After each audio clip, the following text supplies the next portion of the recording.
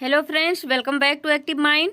तो फ्रेंड्स, हम यहाँ पे दिल्ली सल्तनत के बारे में कुछ क्वेश्चन डिस्कस कर रहे थे। तो पिछले वीडियो में फ्रेंड्स हम मामलूक वंश यानी जिसे गुलाम वंश भी बोलते हैं, जिसे दास वंश भी बोलते हैं, उसके जितने भी शासक हुए थे उनके बारे में हम बारी बारी से डिस्कस कर चुके हैं। तो आज हमको पढ़ना है फ्रेंड्स यहाँ पे जलालुद्दीन फिरोज खिलजी।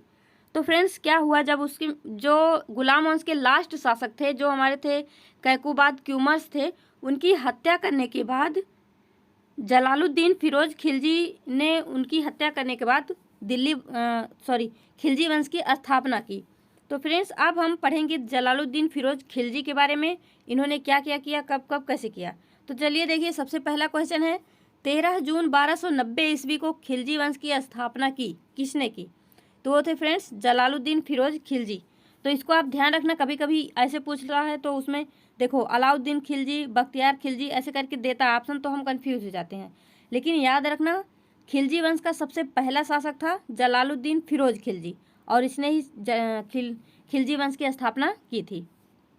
तो नेक्स्ट देखिए फ्रेंड्स, यहाँ पे किस सुल्तान के किलो खरी महल में अपना राज्याभिषेक किया और उसे अपना राजधानी बनाया। तो ये था फ्रेंड्स जलालुद्दीन फिरोज खिलजी। इसने जो है किलो खरी महल में अपना राज्याभिषेक किया था और उसे अपना राजधानी बनाया था। नेक्स्ट फ्रेंड्स, दिल्ली सल्तनत का सबसे वृद्ध शासक जलालुद्दीन फिरोज खिलजी था, जिसका राज्यारोहण के समय आयु कितनी थी। यानी ये तो बता दिया कि दिल्ली सल्तनत का सबसे वृद्ध शासक जलालुद्दीन फिरोज खिलजी था, लेकिन उसकी उम्र क्या थी जब उसका राज्याभिषेक हुआ था। तो फ्रेंड्स, उस समय ये 70 वर्ष के थे। इसको आप ध्यान रखना। नेक्स्ट देखिए, यहाँ पे दिल्ली के खिलजी सुल्तान थे, मतलब जो दिल्ली के खिलजी सुल्तान में मतलब सब आ जाएंगे, जैसे जलालुद्दीन खिलजी, फिरोज खिलजी, बख्तियार खिलजी। तो ये लोग क्या थे, मतलब मंगोल थे, अफगान थे, तुर्क थे, जाट कबीला थे। तो फ्रेंड्स, ये थे तुर्क। तो फ्रेंड्स, आप इसको अच्छे से देखना, क्योंकि ये जो सारा क्वेश्चन है ये सब प्रीवियस ईयर क्वेश्चन। तो यहाँ पे आप देख सकते हैं ये किस किस एग्जाम में पूछा गया है अलग अलग तरीके से। तो देखिए फ्रेंड्स, नेक्स्ट क्वेश्चन है यहाँ पे, जलालुद्दीन फिरोज खिलजी ने कैकुबाद और सुल्तान, ये फ्रेंड्स थोड़ा गलती हो गई है, यहाँ पे रहेगा कि जलालुद्दीन फिरोज खिलजी ने सुल्तान कैकुबाद और सुल्तान, यहाँ पे डैश रहेगा, किसकी हत्या की थी। तो फ्रेंड्स आप ध्यान रखना, जलालुद्दीन फिरोज खिलजी ने कैकुबाद और क्यूमर्स की हत्या की थी। तो इसको आप ध्यान रखना। फिर देखिए नेक्स्ट क्वेश्चन ही है कि जलालुद्दीन फिरोज खिलजी ने किस सुल्तान की हत्या कर उसे यमुना नदी में फेंक दिया था। तो यहाँ पे क्यूमर्स तो दिए नहीं है, तो ये यहाँ पे क्या दिया, कैकुबाद। तो इन्होंने दोनों लोगों की हत्या की थी, क्यूमर्स और कैकुबाद। फ्रेंड्स ध्यान रखना, कैकुबाद जो है ये गुलाम वंश के सबसे लास्ट शासक थे।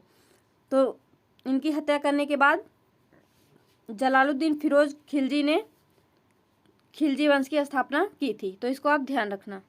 नेक्स्ट देखिए, यहाँ पे जलालुद्दीन फिरोज खिलजी को किस सुल्तान ने आरिज ए मुमालिक यानी सैन्य विभाग का प्रमुख अधिकारी के पद पर नियुक्त किया और बरन का सूबेदार बनाया था।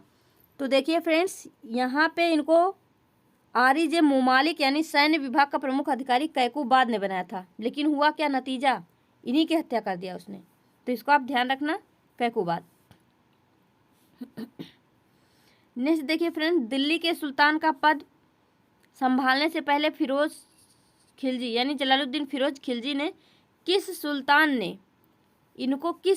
ने शाइस्ता खां की उपाधि प्रदान की थी। तो इसको भी ध्यान रखना फ्रेंड्स, कैकुबाद।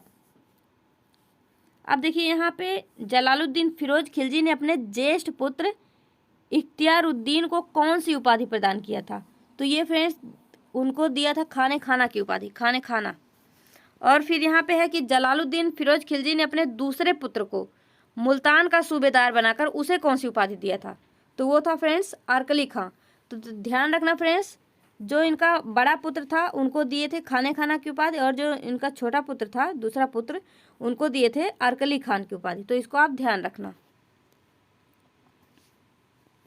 अब यहाँ पे देखिए फ्रेंड्स, जलालुद्दीन फिरोज खिलजी ने अपने छोटे भाई यगरेश खान को किस पद पर नियुक्त किया था।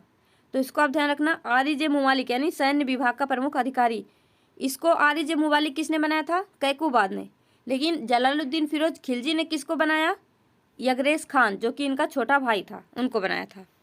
तो इसको आप ध्यान रख सकते हैं। अब यहाँ पे देखिए जलालुद्दीन फिरोज खिलजी ने अपने भतीजों अलमास बेग को अखूर बेग और अलाउद्दीन खिलजी को किस पद पर नियुक्त किया गया था, मतलब किस पद पर नियुक्त किया था? तो ये था अमीर तुजूक, अमीर तुजूक। इसको आप ध्यान रखना। जलालुद्दीन फिरोज खिलजी ने कौन सा पद सृजित किया था? तो ये था फ्रेंड्स दीवान वकूफ, दीवान वकूफ, जो कि इसने खुद बनाया था। फिर यहाँ पे है दिल्ली सल्तनत का प्रथम शासक कौन था जो हिंदू जनता के प्रति उदार दृष्टिकोण रखता था, यानी उनको दया के भाव से देखता था, मतलब अच्छे भाव से देखता था। तो वो था फ्रेंड्स जलालुद्दीन फिरोज खिलजी। इसको भी आप ध्यान रखना। नेक्स्ट है हमारा,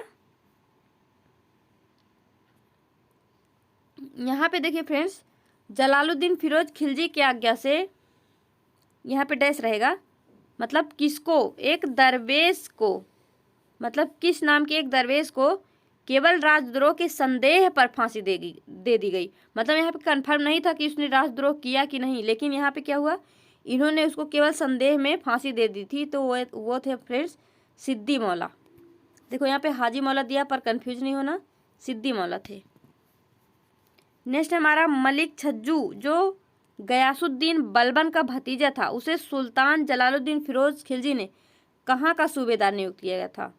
तो गयासुद्दीन बलबन के बारे में हम पिछले वीडियो में डिटेल से पढ़ चुके हैं, तो उसको जाके आप देख सकते हैं, कंटेंट वाला वीडियो भी और मतलब क्वेश्चन वाला भी, जो कि प्रीवियस ईयर क्वेश्चन है।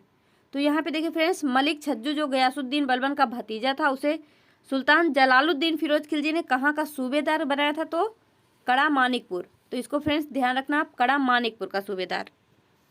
यहाँ पे देखिए फ्रेंड्स नेक्स्ट है हमारा, सुल्तान जलालुद्दीन फिरोज खिलजी ने सन 1290 ईस्वी में रणथंभौर तथा सन 1292 ईस्वी में आक्रमण किया था। कहाँ पर? तो फ्रेंड्स इसने आक्रमण किया था मंडौर पर, मंडौर। 1290 में तो रणथंभौर पर किया था, और 1292 में मंडौर पर किया था।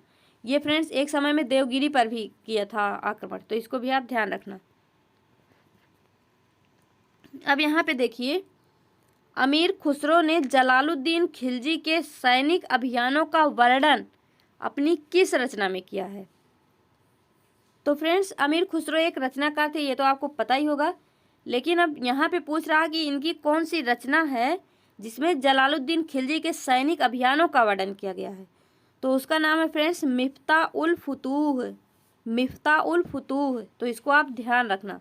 ये देखिए RS RTS ऑप्शनल हिस्ट्री में पूछा गया क्वेश्चन है। अब यहाँ पे है फ्रेंड्स जलालुद्दीन खिलजी की हत्या उसके भतीजे अलाउद्दीन खिलजी के द्वारा कब किया गया? तो फ्रेंड्स ये ध्यान रखना, अलाउद्दीन खिलजी जलालुद्दीन खिलजी का क्या था? भतीजा और दामाद, यानी भतीजा भी थे और दामाद भी थे। तो ये आप ध्यान रखना। तो जलालुद्दीन खिलजी की हत्या उनके भतीजे या उनके दामाद अलाउद्दीन खिलजी के द्वारा कब किया गया? तो ये किया गया था 1296 ईस्वी में। इसको भी आप ध्यान रख सकते हैं। अब देखिए फ्रेंड्स किस खिलजी शासक ने दिल्ली के राज सिंहासन पर बैठने के लिए अपने ससुर की हत्या कर दी थी? तो ये तो हम अभी पढ़ के आ रहे हैं, अलाउद्दीन खिलजी ने। तो इसको आप ध्यान रख सकते हैं। और फिर अलाउद्दीन खिलजी ने स्वयं को सुल्तान कब घोषित किया?